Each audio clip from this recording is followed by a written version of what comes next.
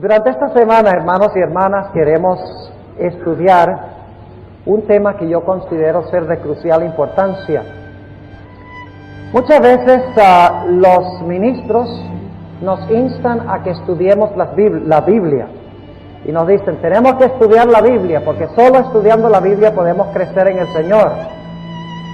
Pero muy pocas veces recibimos nosotros el material necesario que nos ayude a saber cómo estudiar la Biblia.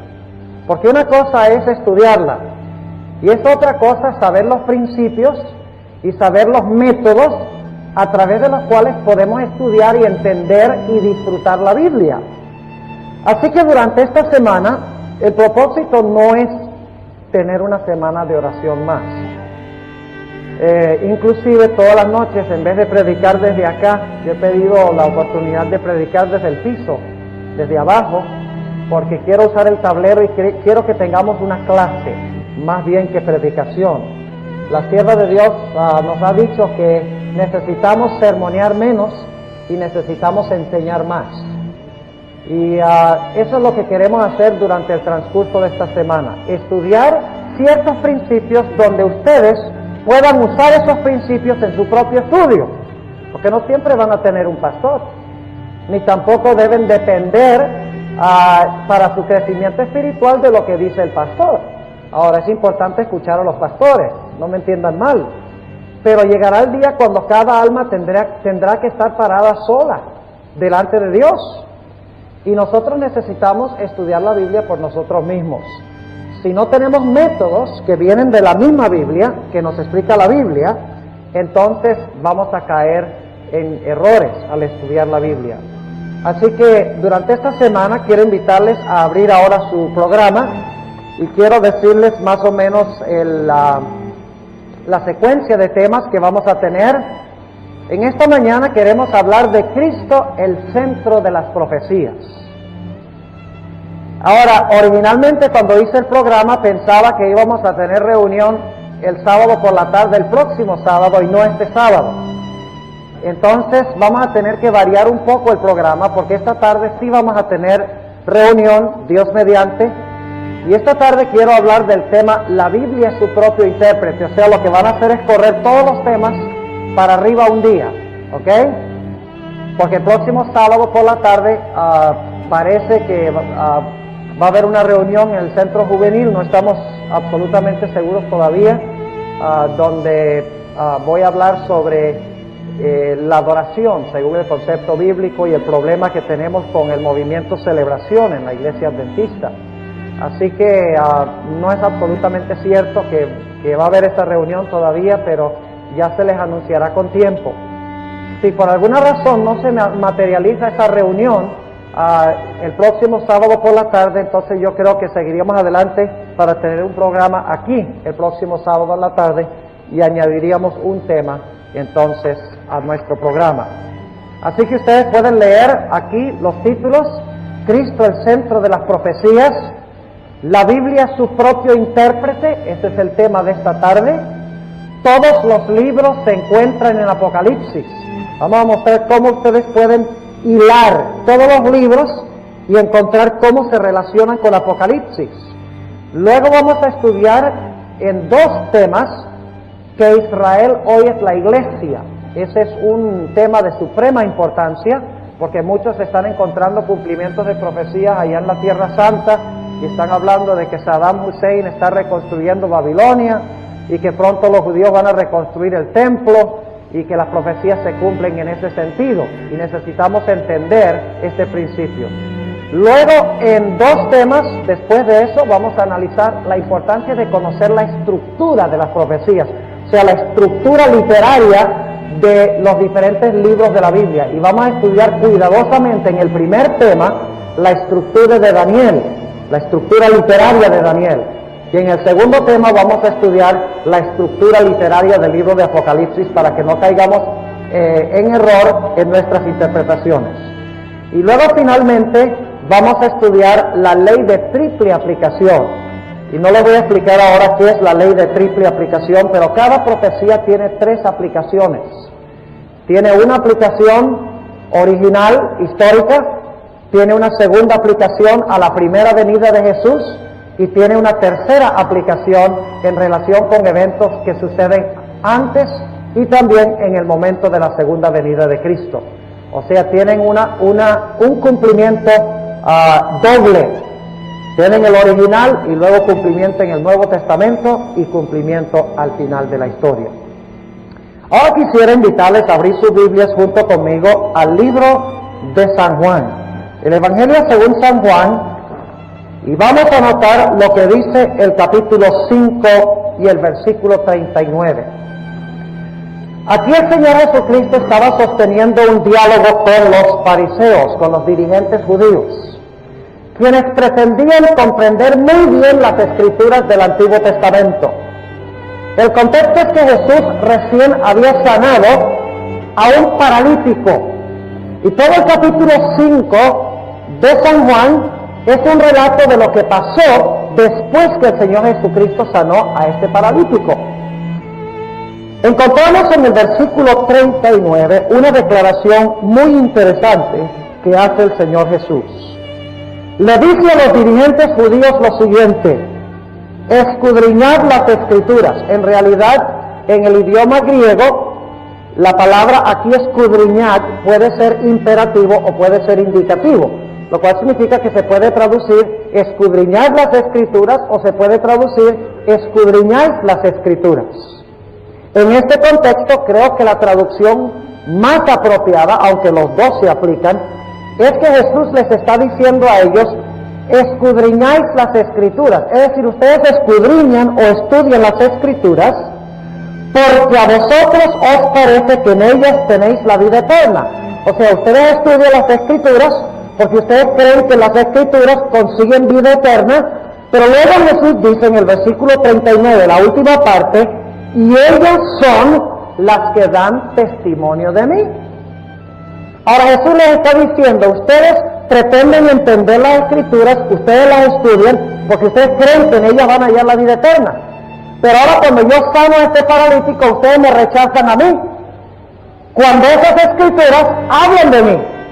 Les está diciendo: ¿cómo pueden ustedes pretender creer el Antiguo Testamento y rechazarme a mí, de quien hablan estas escrituras que ustedes profesan entender?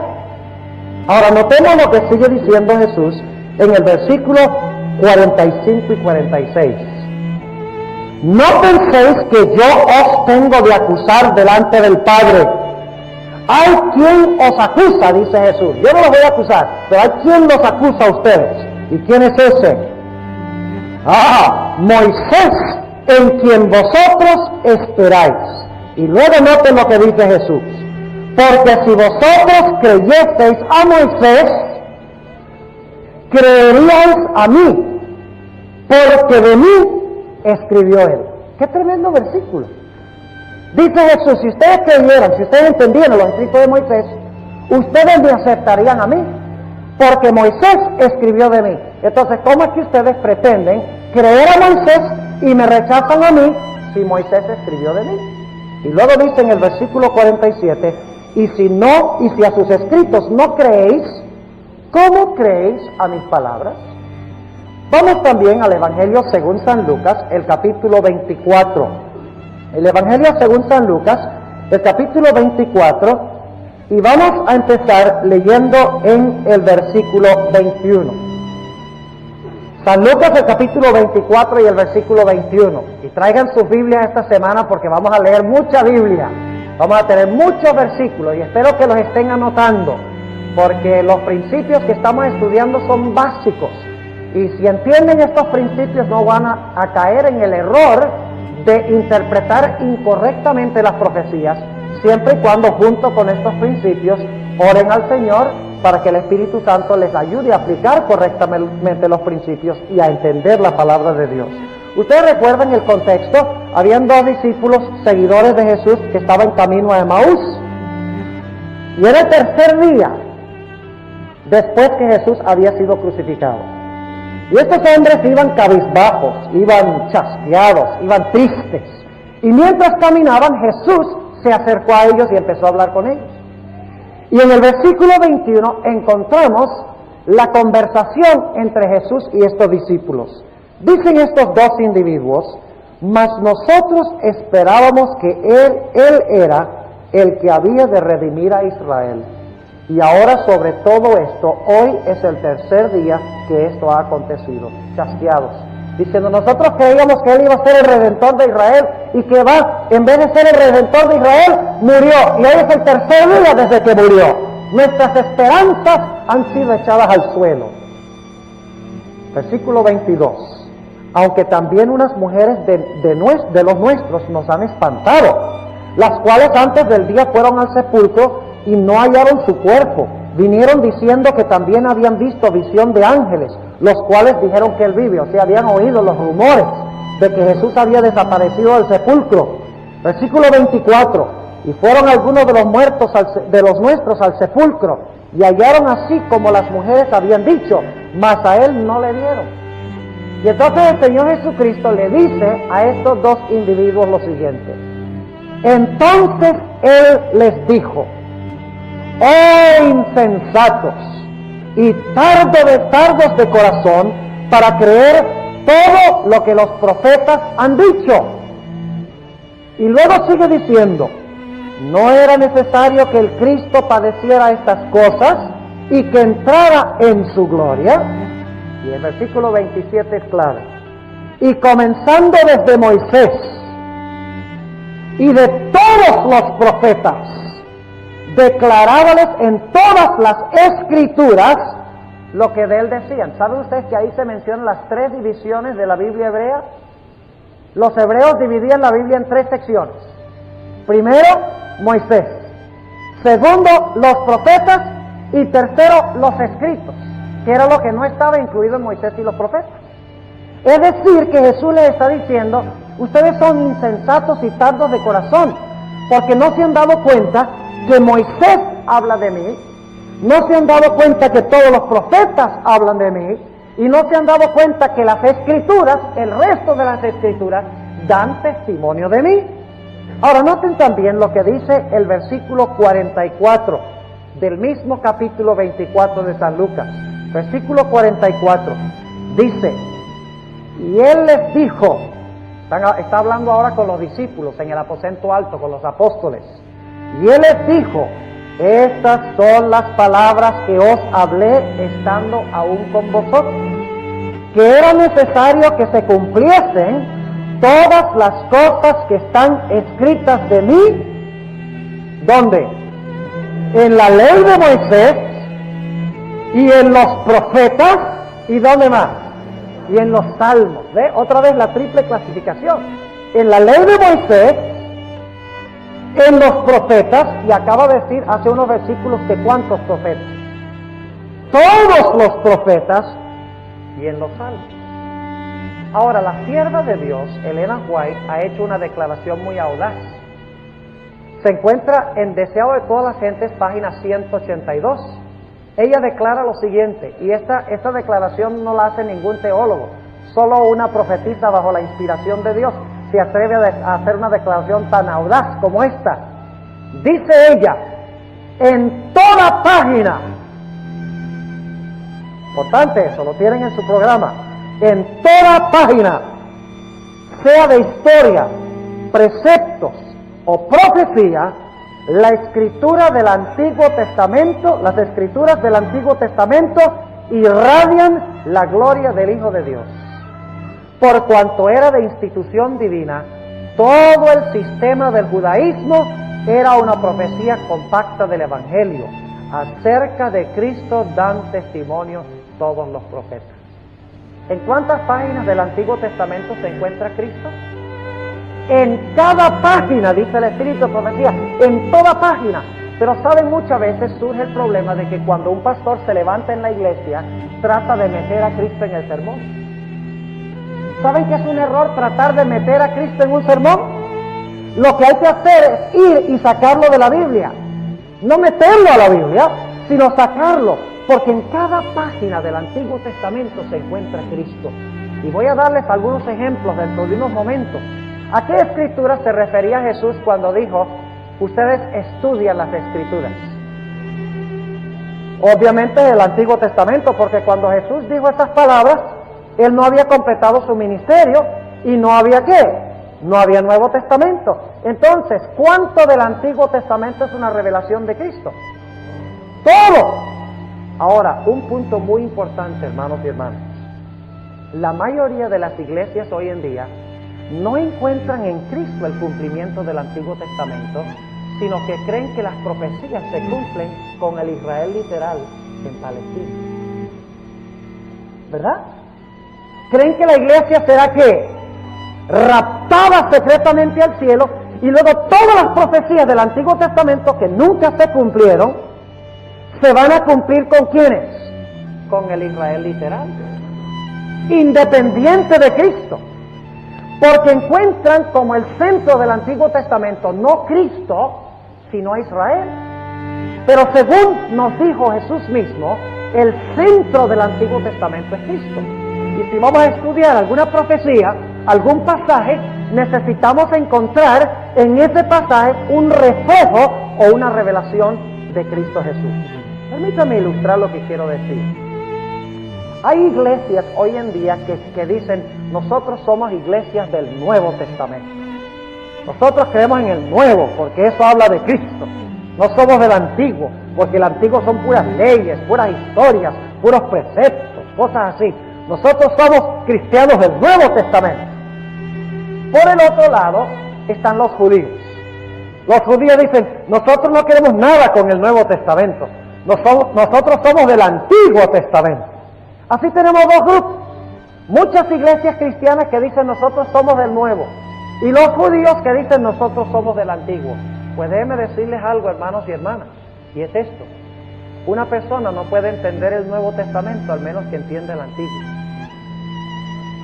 Y una persona no puede entender el Antiguo Testamento al menos que mire el Antiguo Testamento a la luz del Nuevo Testamento.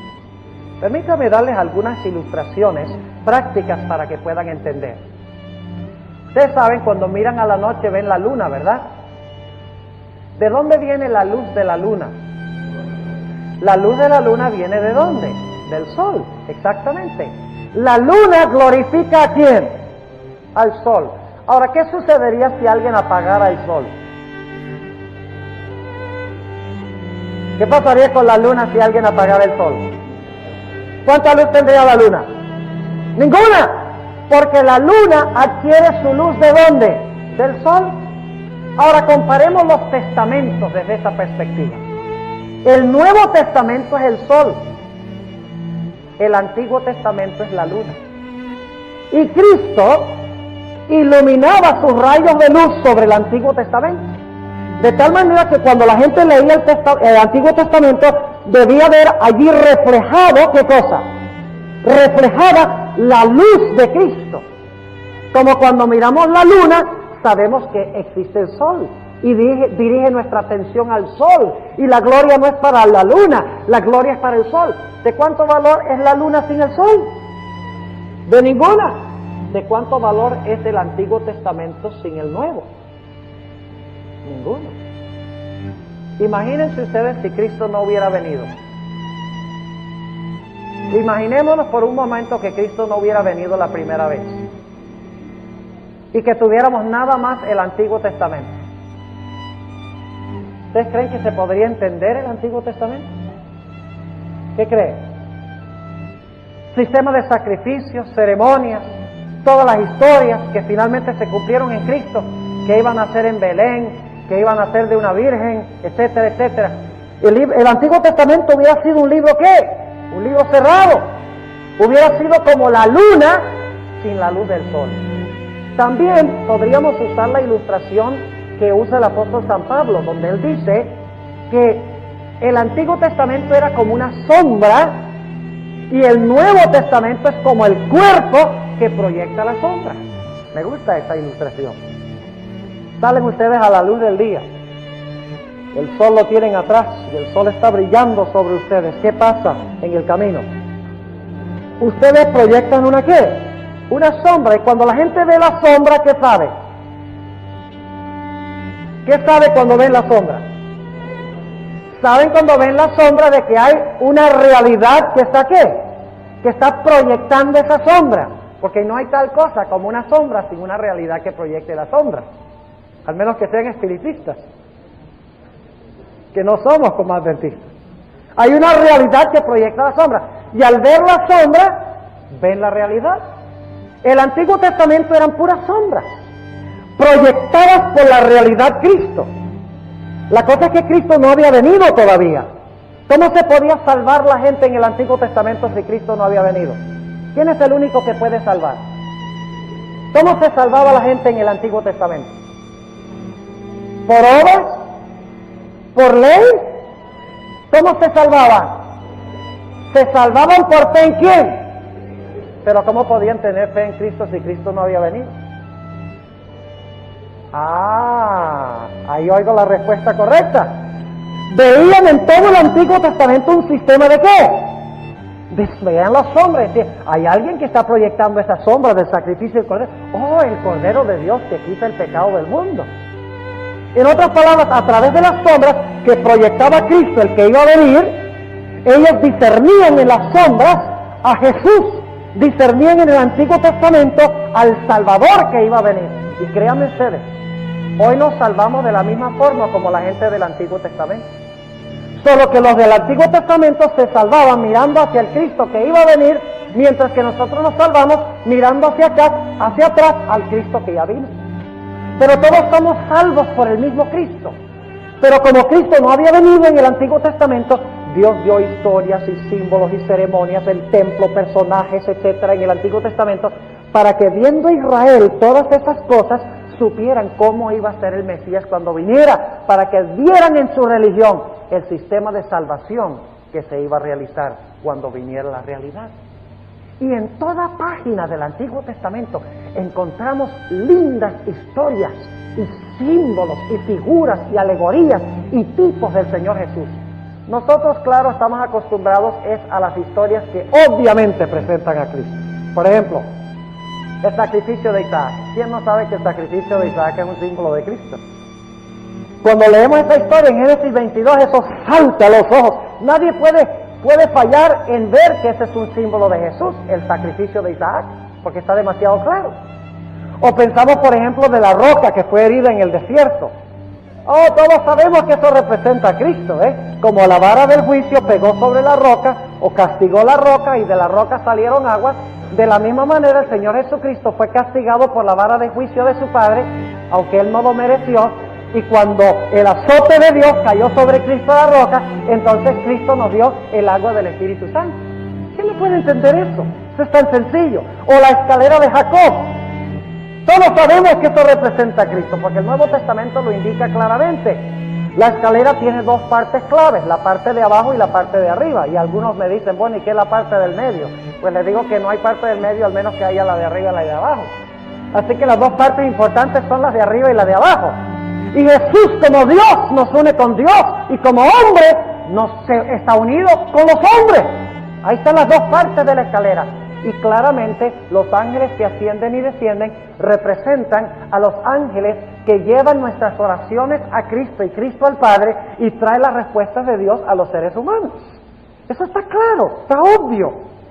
También podríamos mencionar la historia de la serpiente levantada en el desierto. ¿Quién no sabe que eso representa a Cristo? Lo dice el Nuevo Testamento. La gente muere mordida por la serpiente. Se levanta otra serpiente para neutralizar a la serpiente. Y todo el que mira a la serpiente de metal en el poste o en la vara, se salvan del veneno de la serpiente. Todos sabemos que eso representa al Señor Jesucristo, quien a través de hacerse pecado, neutralizó el poder del pecado, y todo el que cree en Él tiene vida eterna. ¿Quién no sabe que eso representa a Cristo?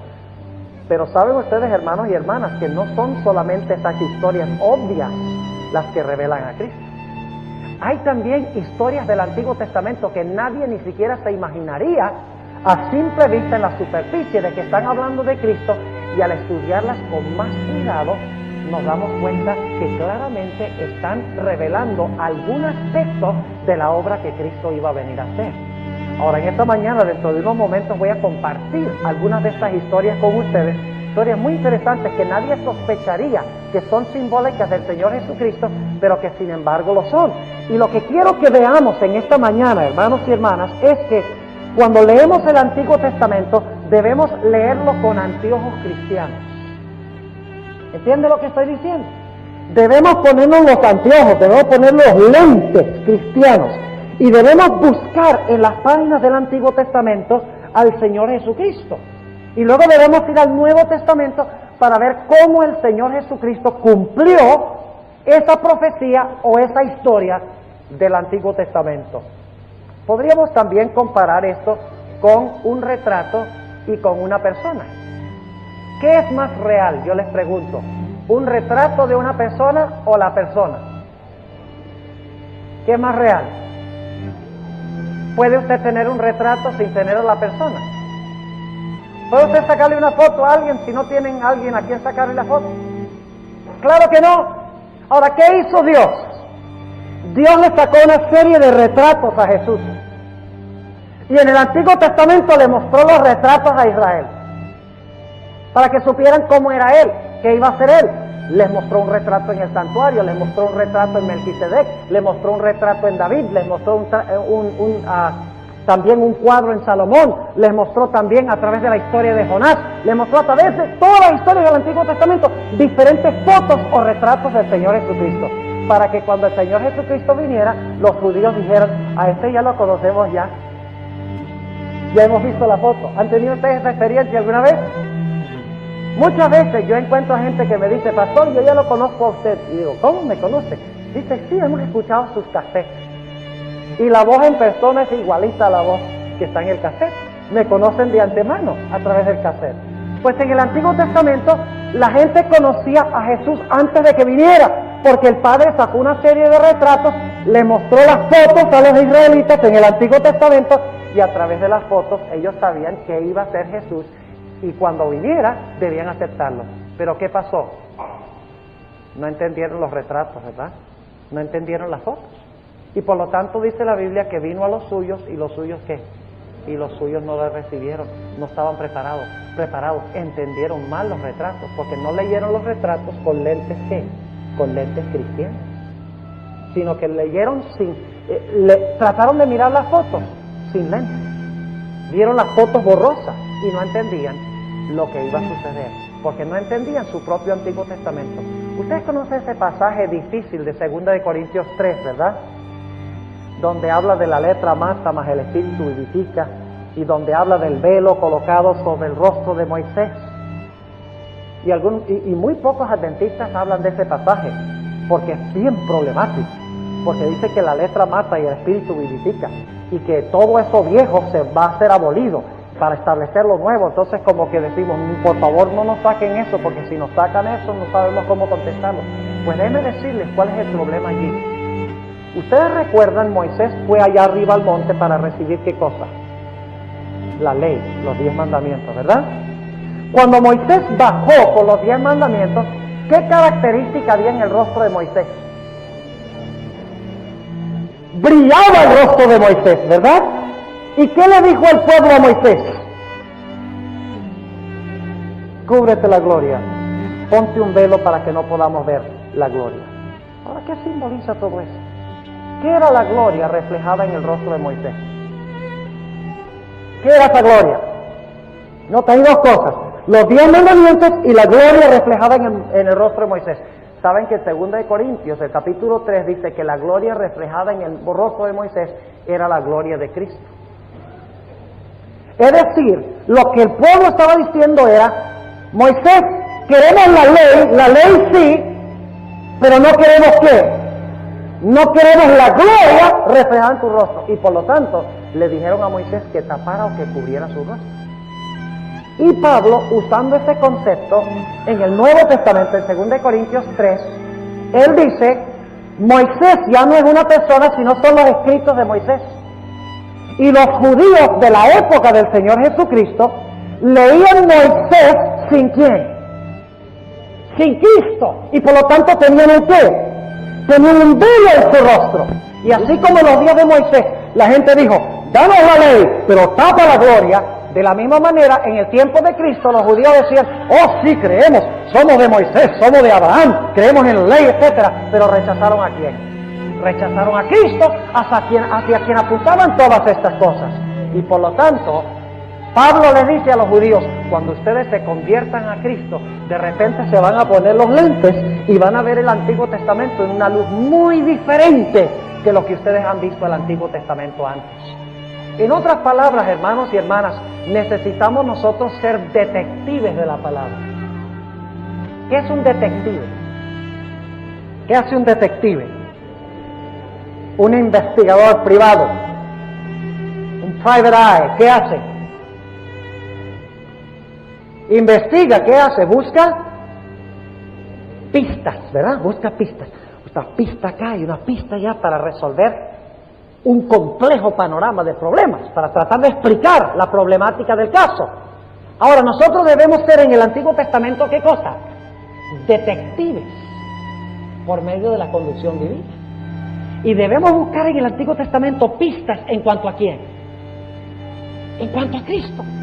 Debemos preguntar, ¿cómo se revela Cristo en esta historia? ¿Y cómo se cumple eso en el Nuevo Testamento? Eso es lo que debemos hacer. Y recuerden que Cristo está contenido en cada ¿qué? En cada página. Lo cual significa que no podemos abrir el Antiguo Testamento sin buscar en cada página, cada versículo que leemos, sin buscar una revelación clara de la obra de Cristo Jesús. Podemos dar otra ilustración. ¿Han visto ustedes alguna vez un mapa de Puerto Rico? ¿Han visto un mapa de Puerto Rico? ¿El mapa es Puerto Rico? ¿Ah? ¿Es importante un mapa? ¿Por qué es importante un mapa? Porque si no tienen mapa no saben para dónde van. ¿Correcto? Yo sé que si yo viniera a Puerto Rico cuando vine la última vez, me prestaron un carro. Si yo no hubiera tenido un mapa, olvídense, a lo mejor estaría todavía perdido. Porque aquí el sistema de carreteras es bien complicado y enredado. Tremendo, que intersección esta, intersección la otra, y esta cruza así, y entonces hay algo donde se reúnen dos y cruzan juntos. Es complicadísimo el sistema de carreteras. ¿Nos ayuda el mapa, sí o no? Nos ayuda a conseguir el rumbo, ¿verdad? Pues el Antiguo Testamento es como un mapa. Ustedes tienen el mapita y pueden ver a todo Puerto Rico delante de sus ojos, ¿sí o no? Pueden saber dónde queda cada una de las ciudades, dónde están los ríos, dónde están las montañas. Inclusive pueden saber qué áreas son fértiles, qué áreas no. Si es un mapa geográfico y geológico de Puerto Rico, ustedes miran el mapa y inmediatamente ven a todo Puerto Rico en un mapita. ¿Saben cómo es la realidad? ¿A través de qué? A través del mapa. El Antiguo Testamento era como un mapa. Ellos podían ver el Antiguo Testamento y veían ahí en el Antiguo Testamento reflejado a Cristo, en todos sus detalles. Pero la realidad no había venido. Ahora, yo podría estar en los Estados Unidos y mirar un mapa de Puerto Rico y decir, ve qué isla tan interesante, mira, mide tanto por tanto, y ve, aquí está Caguas, y San Juan por acá, y allá en el otro lado está Mayagüez. Ve qué lindo Puerto Rico. Ahora, tengo una idea de Puerto Rico, pero no conozco Puerto Rico todavía, porque no he venido. En el Antiguo Testamento Dios le dio a Israel un mapa y le mostró todos los detalles en cuanto a Cristo. ¿Y saben ustedes por qué Dios dio tantos símbolos de Cristo en el Antiguo Testamento? Porque un solo símbolo no podía alcanzar a abarcar todo lo que Cristo iba a hacer y todo lo que iba a hacer. Cristo es demasiado multiforme, su obra es demasiado multidimensional para que pudiera Dios tomar un super símbolo y en ese super símbolo ilustrar todo lo que es Cristo, todo lo que representa para nosotros. Así que Él tuvo que usar al rey Salomón, Él tuvo que usar al sumo sacerdote Melquisedec, Él tuvo que usar al profeta Moisés, Él tuvo que usar el templo de Salomón, Él tuvo que usar a Jonás 3 días y 3 noches, Él tuvo que usar de Egipto llamé a mi hijo, Oseas 11 y el versículo 2, tuvo que tomar aquí y allá, de todas partes, símbolos de Jesús, para que cuando juntamos los símbolos, vemos un lindo mosaico, un precioso mosaico de quién es Jesús y cuál es su obra. Por eso hay tantos símbolos en el Antiguo Testamento. Yo les digo que cada vez que me pongo a estudiar a la luz de Cristo el Antiguo Testamento, cada vez me quedo más maravillado. Y cada vez que me siento, yo de verdad que yo no sé nada. Porque fíjese, esto está tan claramente aquí revelado y yo no lo había visto antes. Cada vez que me siento, descubro nuevas revelaciones, tipos, ilustraciones de Cristo y de su obra. Pero tenemos que leer el Antiguo Testamento, tenemos que empezar a leer el Antiguo Testamento orando a Dios de que nos deje ver a Cristo como el cumplimiento de las profecías. Vengo y digo, Señor, yo a través de mi mente no puedo entender, no puedo ver lo que tú tienes. Por favor, abre mi mente y dame una revelación de Cristo el Señor. Me temo de que muchos adventistas tienen un velo también en el Antiguo Testamento. Y no ven a Cristo en el Antiguo Testamento. Porque lo que a veces vemos es pura ley. Y no nos damos cuenta que en el Antiguo Testamento no es la ley la que se revela primordialmente, sino es que se revela Cristo en la ley, en el Antiguo Testamento. Así que el Antiguo Testamento es como un mapa. Y cuando miramos el mapa, sabemos exactamente cómo va a ser quién, cómo va a ser Cristo, qué va a ser Cristo. Y hay muchas ilustraciones que podríamos usar. Tal vez podría mencionarles otra ilustración. Ustedes saben lo que es una maqueta, ¿verdad? Y uso ilustraciones para que entendamos lo que estoy tratando de decir. ¿Saben lo que es una maqueta? Cuando van a hacer un edificio, lo primero que hacen es ¿una qué? Una maqueta del edificio o del complejo de edificios. Y entonces cuando la maqueta está terminada, ¿qué pasa? Ustedes miran, sí, sé exactamente cómo va a ser el proyecto. Y este edificio va a estar aquí, y aquí van a sembrar una línea de árboles, y entonces aquí van a poner el otro edificio, y aquí van a poner entonces el estacionamiento o el parking, y sé exactamente cómo va a ser el proyecto. ¿Pero es la maqueta del proyecto? No, pero me da una idea de lo que va a ser, ¿sí o no? Y así es el Antiguo Testamento. El Antiguo Testamento es una maqueta, un modelo en miniatura, donde Dios revela todo el plan de salvación en una forma simbólica, porque en una maqueta dice, una pulgada representa tantos pies, ¿verdad? ¿No hacen así también en el mapa? Tantos pies por tanta pulgada, o tantas millas por tal cantidad de pulgadas, claro que sí. Y en el Antiguo Testamento tenemos un modelo en miniatura, tenemos una ilustración pequeña, y entonces al ver la maqueta, los judíos debían decir, cuando nazca en Belén, ya sé, la maqueta dice que iba a nacer en Belén, y que iba a estar 3 días y 3 noches en el templo, y que iba a echar los mercaderes del templo, y que sus días iban a ser desde los siglos de la eternidad. Ya estamos viendo, está cumpliendo todo lo que hemos visto en las Escrituras. Era el propósito. Pero el problema es que leían el Antiguo Testamento sin Jesús. Y por lo tanto, cuando Jesús vino, no lo reconocieron, sino que más bien cumplieron ellos mismos lo que las Escrituras dijeron que ellos iban a cumplir. Interesante que las mismas profecías que decían que los judíos lo iban a matar, en vez de ellos leerlas y decir, nosotros no vamos a hacer eso, las cumplieron cuando el Señor Jesucristo vino. Exactamente, tal cual lo dice la Sagrada Escritura. A mí me gusta comparar el Antiguo Testamento y el Nuevo Testamento con lo siguiente. ¿Qué necesitan ustedes para ser concreto? Para hacer cemento, ¿qué necesitan? Necesitan 1, arena, 2, agua, y 3, cemento. Me gusta pensar del Antiguo Testamento como el agua, el Nuevo Testamento como la arena, y Cristo Jesús es el cemento que unifica los dos testamentos. Y el problema con los evangélicos de hoy en día es que los evangélicos y muchas iglesias dicen, yo tengo el nuevo, no necesito el viejo. Y los judíos dicen, yo tengo el viejo, yo no necesito el nuevo. Pues déjenme decirles, hermanos, que no podemos entender el nuevo sin el viejo. Y no podemos entender el viejo sin el nuevo.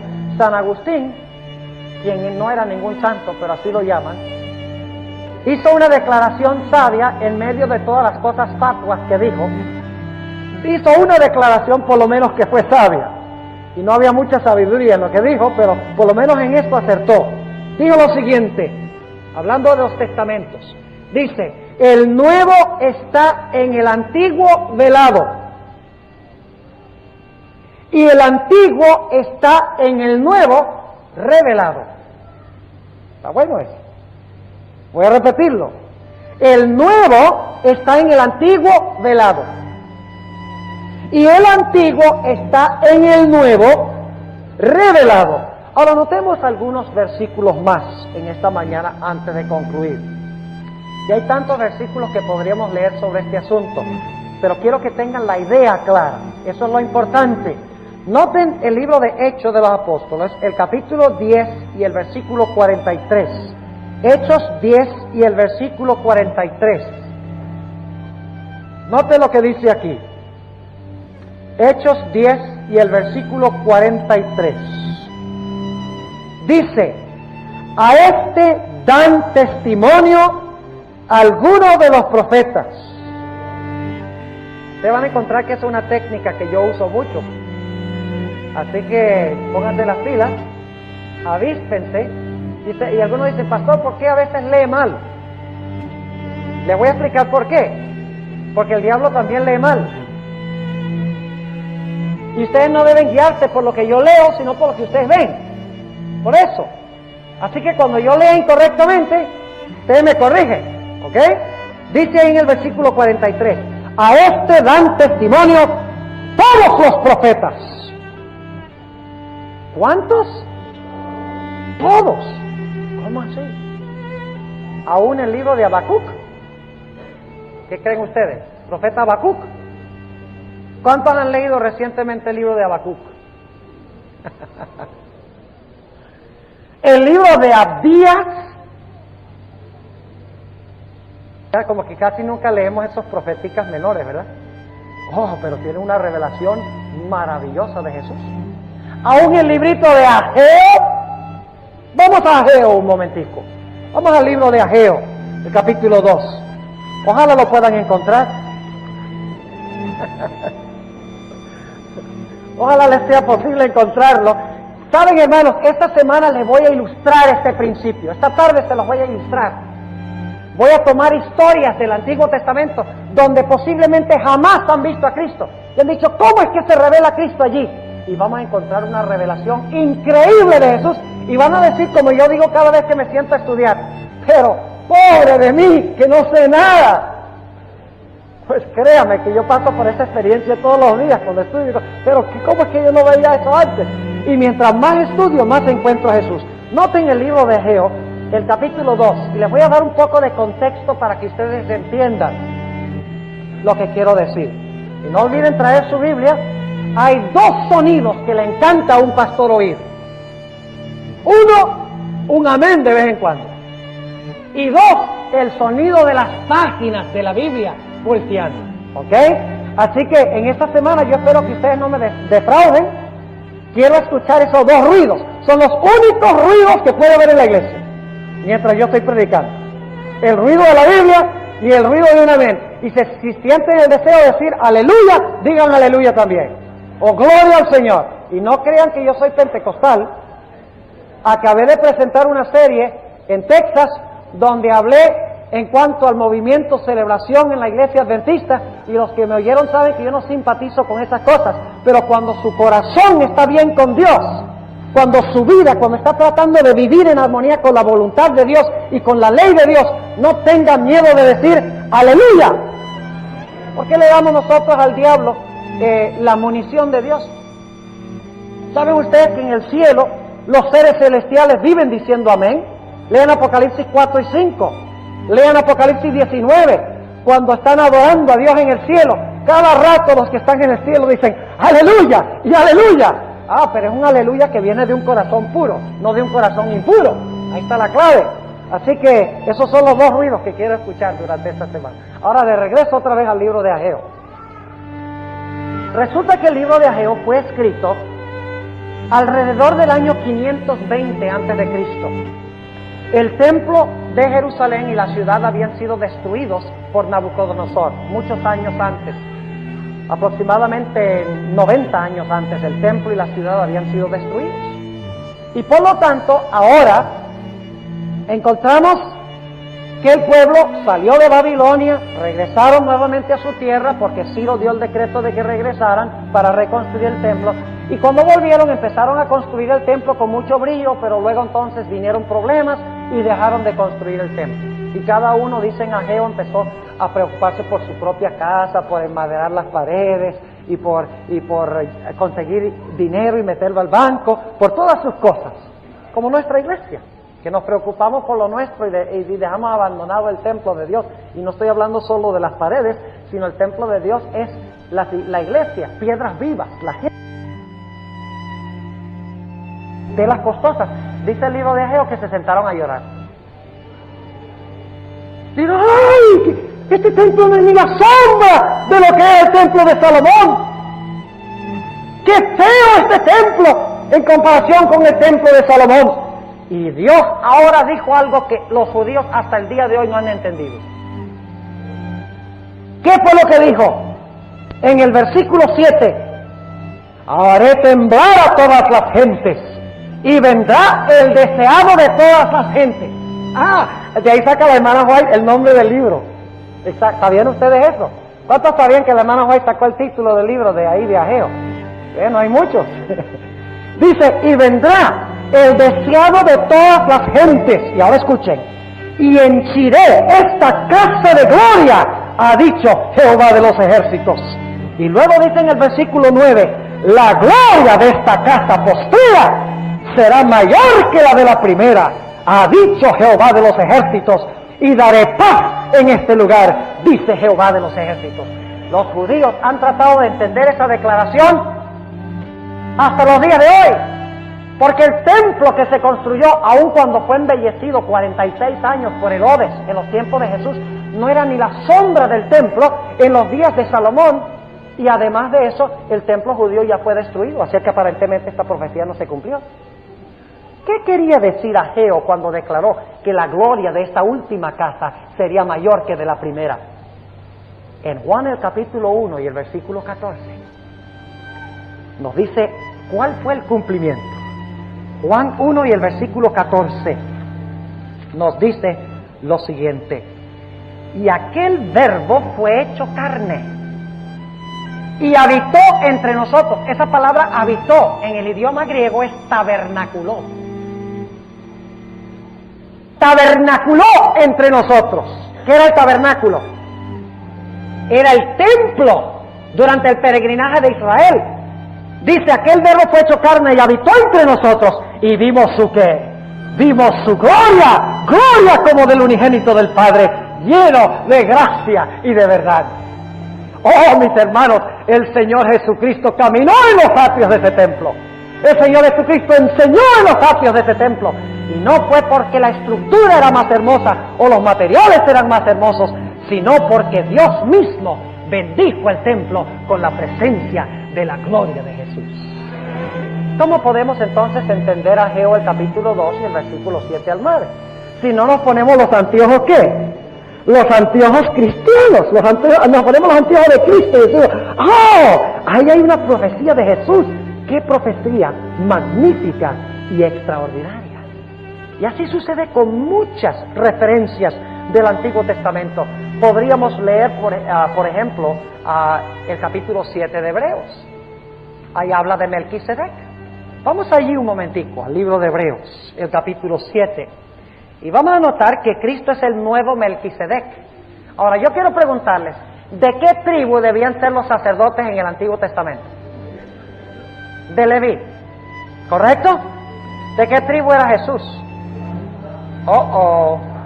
Estamos en problemas entonces. Porque si los sacerdotes debían ser levitas, ¿cómo podía Jesús ser sacerdote si no era levita, sino de Judá? Vamos a anotarlo en Hebreos el capítulo 7. ¿Ve? Hay que volver al Antiguo Testamento, porque el mismo Antiguo Testamento nos explica esto. Dice en el capítulo 7 y el versículo 1, y vamos rápidamente a atravesar este capítulo. Dice, porque este Melquisedec, rey de Salem, sacerdote del Dios Altísimo, el cual salió a recibir a Abraham, que volvía de la derrota de los reyes, y le bendijo, al cual asimismo dio a Abraham los diezmos de todo. Primeramente él se interpreta rey de justicia. ¿Qué era Melquisedec en primer lugar? Rey, ¿ok? De justicia. Y luego también rey de Salem, que es rey de paz. Pero no solamente era rey, sino que también era ¿qué? El versículo 1 dice que era sacerdote del Dios vivo. O sea que era rey y ¿qué más? Y sacerdote. Ahora, noten el versículo 3. Yo les pregunto, ¿quiénes eran los antecesores de Melquisedec? ¿Cómo se llamaba el padre de Melquisedec? ¿Cómo se llamaba el abuelo? ¿Cómo se llamaban los hijos? Algunos han especulado y han dicho que Melquisedec era Cristo que vino a la tierra en su estado desencarnado, o sea, antes de que se encarnara. Dicen eso, no desencarnado, sino antes de su encarnación, que vino aquí a la tierra y entonces luego después vino en persona. Pero no es necesario eso. Lo que el apóstol Pablo está diciendo aquí en Hebreos el capítulo 7 es que nosotros no sabemos nada en cuanto a sus antecesores y los que vienen después. Es un personaje misterioso que aparece en la historia y luego ¿qué? Y luego desaparece. Dice sin padre, no es que no tuvo padre, sino que no sabemos quién es, sin madre, sin linaje, que ni tiene principio de días ni fin de vida. Da la impresión de que es un personaje eterno, pero la forma de hablar los hebreos era que si nosotros no sabemos, usted sabe que para ser sacerdote tenía que comprobar su ¿qué? Su linaje, claro que sí, tenía que saber de dónde venía, tenía que saber quiénes habían sido sus antecesores, pero aquí dice, mire, el Melquisedec aparentemente no tuvo ni principio ni fin de días, porque no sabemos nada en cuanto a él. Aparece y ¿qué? Y desaparece de la historia. Dice, y permanece sacerdote para siempre, mas hecho semejante al Hijo de Dios, permanece sacerdote para siempre. Noten que Melquisedec era semejante a quién? Al Hijo de Dios.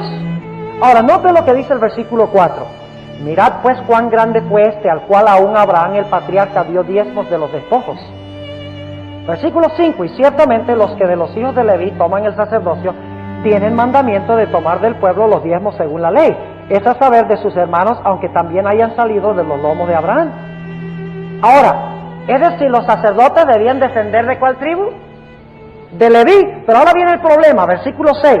Mas aquel cuya genealogía no es contada de ellos, o sea, su genealogía no es según el orden de Leví, tomó de Abraham los diezmos y bendijo al que tenía las promesas. Y sin contradicción alguna, lo que es menos es bendecido de lo que es más. Y aquí ciertamente los hombres mortales toman los diezmos, mas allí aquel del cual está dado testimonio que vive.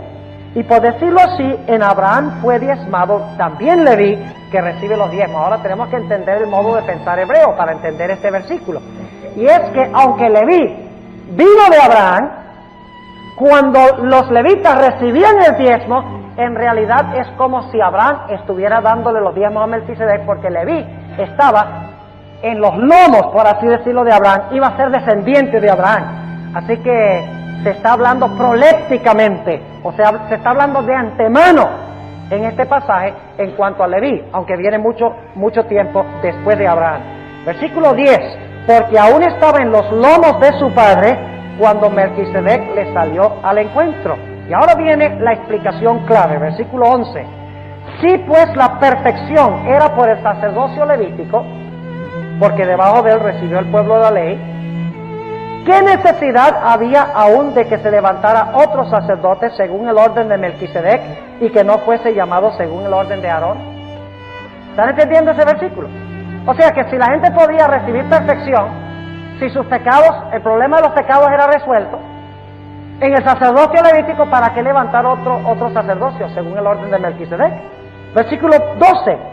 Pues mudado el sacerdocio, necesario es que se haga también mudanza de la ley. Y saben que hay muchas iglesias que usan ese versículo para decir que la ley de Dios se quitó. Pero ¿de qué ley está hablando según el contexto? De la ley que exige que los sacerdotes sean de la tribu de ¿qué? De la tribu de Leví. No está hablando de los 10 mandamientos, nada este pasaje. Si el sacerdocio se muda, es decir, si Jesús llega a ser sacerdote, tiene que cambiarse la ley que dice que tiene que ser de la tribu de Leví, porque Cristo no era de Leví, sino ¿de qué? De Judá. Dice en el versículo 13, porque aquel del cual esto se dice, de otra tribu es, de la cual nadie asistió al altar. Porque notorio es que el Señor nuestro nació de la tribu de Judá, sobre cuya tribu nada habló Moisés tocante al sacerdocio. Y aún más manifiesto es, si a semejanza de Melquisedec se levanta otro sacerdote, el cual no es hecho conforme a la ley del mandamiento carnal, es decir, el mandamiento que decía que debían ser de la tribu de Leví, sino según, ¿qué cosa? La virtud de vida indisoluble. Y ahora, ¿con qué va a comprobar el apóstol Pablo lo que acaba de decir? ¿De dónde va a sacar su autoridad para decir que Jesús es sacerdote según un orden superior al sacerdocio levita? Va a citar el Salmo 110. Así que, ¿qué tenemos que hacer nosotros? ¿A dónde tenemos que ir? Tenemos que entender todo esto, tenemos que ir al Salmo ¿qué? Al Salmo 110, versículo 17. Pues se da testimonio de él, tú eres sacerdote para siempre, según el orden de Melquisedec. Ya se había dado una profecía de que aunque Jesús era de Judá, su sacerdocio iba a ser según el orden, no de Leví, sino de ¿quién? De Melquisedec. Y luego dice, versículo 18, el mandamiento precedente cierto se abroga por su flaqueza e inutilidad, porque nada perfeccionó la ley, es decir, el sistema del sacerdocio del Antiguo Testamento, mas hizo la introducción de mejor esperanza, por la cual nosotros nos acercamos a Dios. Sin embargo, ¿cuánta gente lee el Salmo 110 y encuentra a Cristo ahí en el Salmo 110? Donde dice, el Señor dijo a mi Señor, siéntate a mi diestra hasta que ponga a tus enemigos por estrado de tus pies. Vamos a hablar un poco más adelante en la semana de esta tremenda profecía. Tú eres, y dice por juramento, tú eres sacerdote para siempre, según el orden de Melquisedec. Los salmos hay que estudiarlos desde la perspectiva de Cristo. Por ejemplo, el Salmo 22, ¿ustedes conocen el Salmo 22? ¿Saben esas palabras famosas que dijo Jesús en la cruz? Mi Padre, ¿por qué me has desamparado? ¿Saben de dónde vienen esas palabras? 1000 años antes David había escrito en el Salmo 22 y el versículo 1, Dios mío, ¿por qué me has desamparado? Y ahí en ese mismo Salmo dice, echan suerte sobre mis vestiduras. Y las idénticas palabras que dijeron los enemigos cuando estaban al pie de la cruz, ya en el Salmo 22 están. En el Salmo 22 los enemigos dicen, salvó a otros, pero ¿por qué no se puede salvar a sí mismo? Están exactamente en Salmo 22. El Señor Jesucristo, indudablemente, cuando estaba en la cruz, recordó estas palabras del Salmo 22 y las aplicó a su propia experiencia.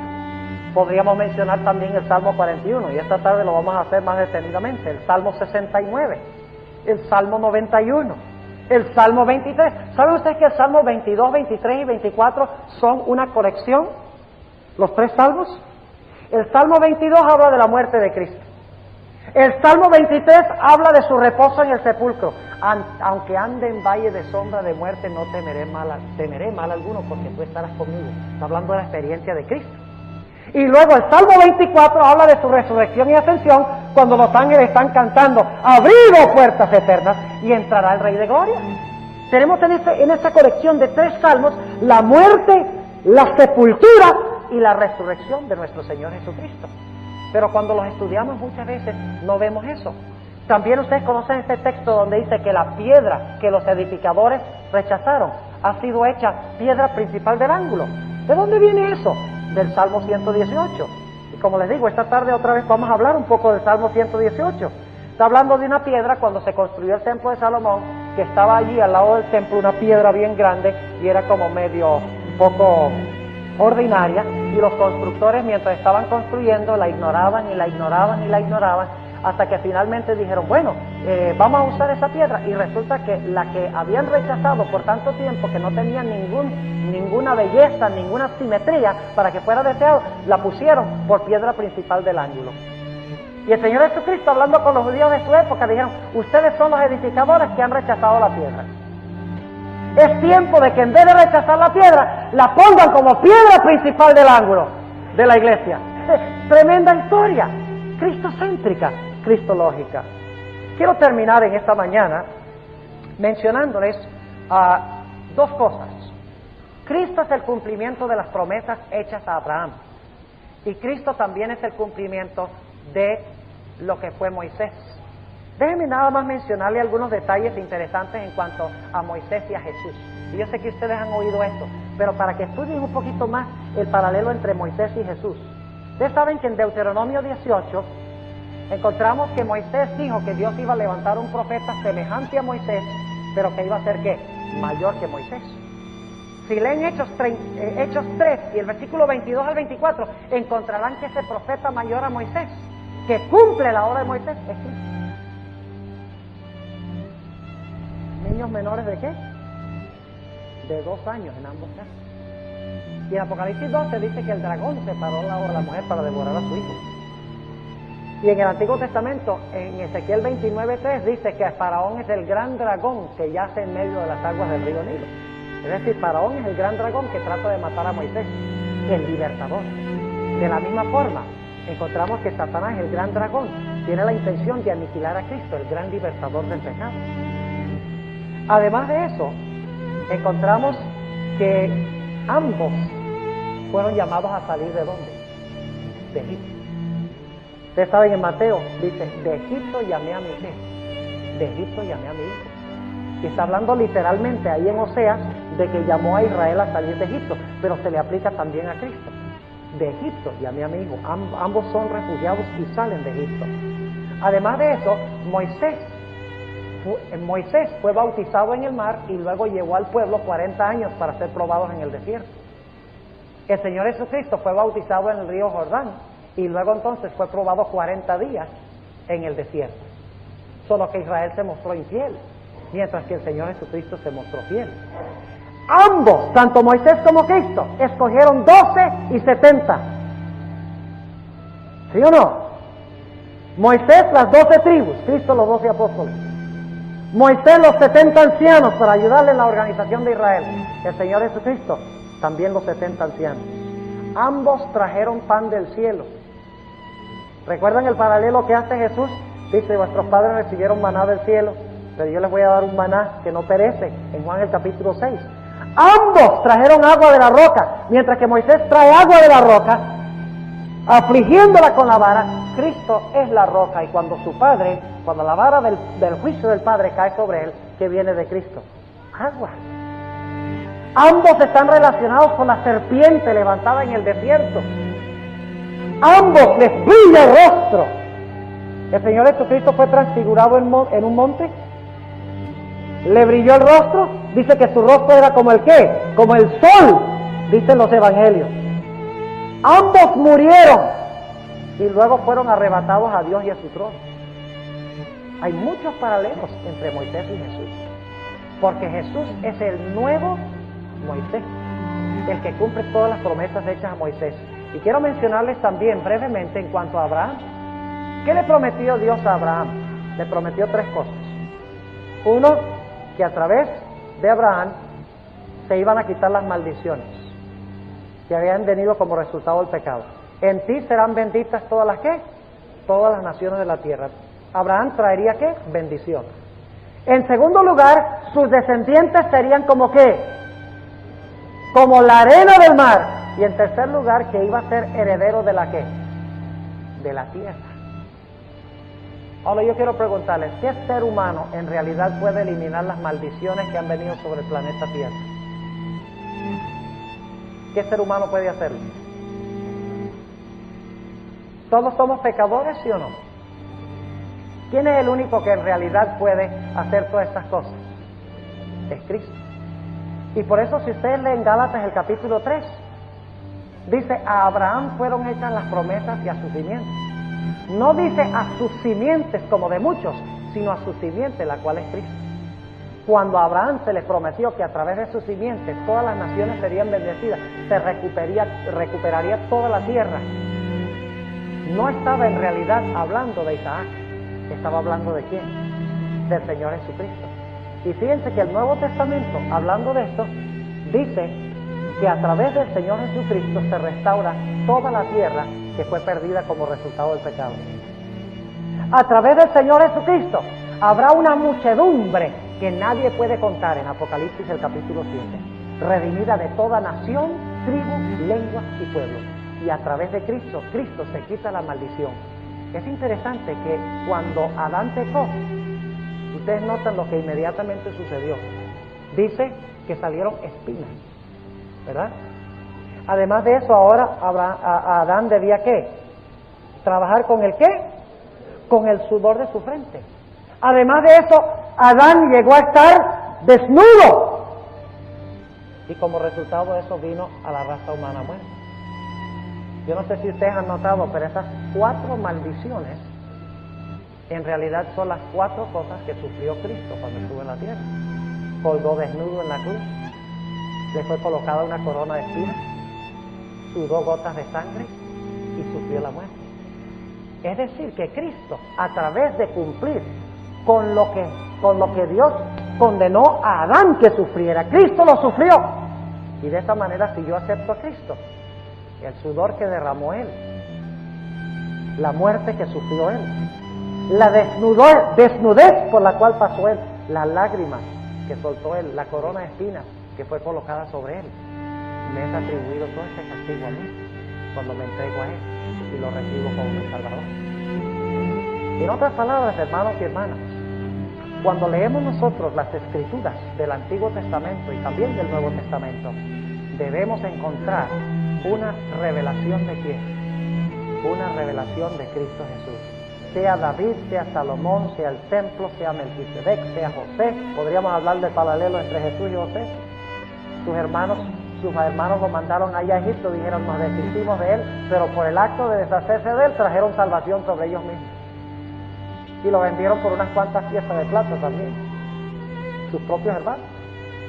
Jesús también fue vendido por unas cuantas piezas de plata. Los judíos creían que matándolos se estaban deshaciendo de él, pero por el mismo hecho de entregarlo para que muriera, lo que él hizo fue salvar a la raza humana. Sansón. Podríamos continuar toda la mañana hablando de Sansón y tantos más del Antiguo Testamento que representa a Jesús. Ambos son anunciados por un milagro a través de un ángel. Ambos mueren finalmente para libertar a su pueblo de sus enemigos. Lo único es que en la mitad Sansón no cumplió con el símbolo. Dios quería que Sansón fuera un símbolo perfecto de Jesús, pero las 3 tentaciones que sufrió Cristo las fracasó Sansón. Sansón es igual a Cristo al principio de su vida y al final de su vida. Nace concebido del Espíritu Santo por un milagro de Dios. Nace para ser el libertador de su pueblo, muere libertando a su pueblo, pero en la mitad, ¿usted recuerda las 3 tentaciones del Señor Jesucristo? Primera tentación, el apetito. ¿Pasó Sansón esa? Era un glotón de primera. Es un contraste antitético con Jesús. Y Jesús en el desierto redimió lo que hizo Sansón. Y redime lo que hacemos nosotros. Y cuando aceptamos a Cristo, vencimos en Él. Eso es lo lindo. La segunda tentación, presunción. Usar nuestro poder para salvarnos a nosotros mismos. Sansón usó mal ese poder. Y iba y se acostaba con una ramera y luego arrancaba las puertas y se las llevaba y la ponía en una montaña. Eso es usar presuntuosamente el poder. Y la tercera tentación, los placeres del mundo. ¿Cómo pasó Sansón esta experiencia? Óigame, ese disfrutó de todos los placeres del mundo y algo más. O sea que Sansón fracasó en las 3, pero Cristo fue una representación perfecta de lo que Dios quería que Sansón fuera. Entonces, mis hermanos y mis hermanas, durante esta semana vamos a buscar en la Sagrada Escritura revelación de Cristo, en la profecía una revelación de nuestro maravilloso Salvador. Recordemos que en toda página donde leemos en la Sagrada Escritura encontramos irradiados los rayos que vienen del Calvario, donde Cristo se entregó para redimirlos a ustedes.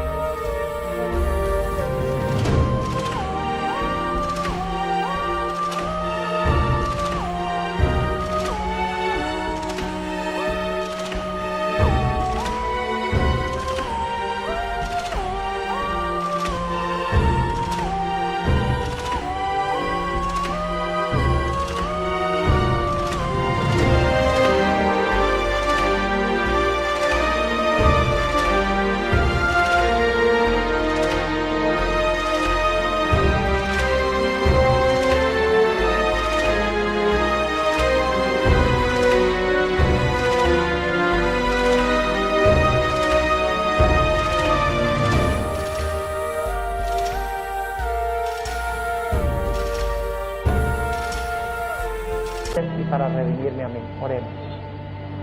Padre Celestial, te damos gracias porque tú has dado no solo el Nuevo Testamento, sino el Antiguo Testamento. Y que podemos ver en cada página de la Biblia una revelación gloriosa de Jesús. Te pedimos que nos des iluminación mental, que nos des sabiduría para poder encontrar estas cosas. Y no solo encontrar estas cosas, sino encontrar al Salvador. Que podamos asimilarlo en nuestra vida y que podamos ser transformados por su gracia. Te damos gracias por escuchar nuestra oración y por responderla. En el nombre de Jesús. Amén.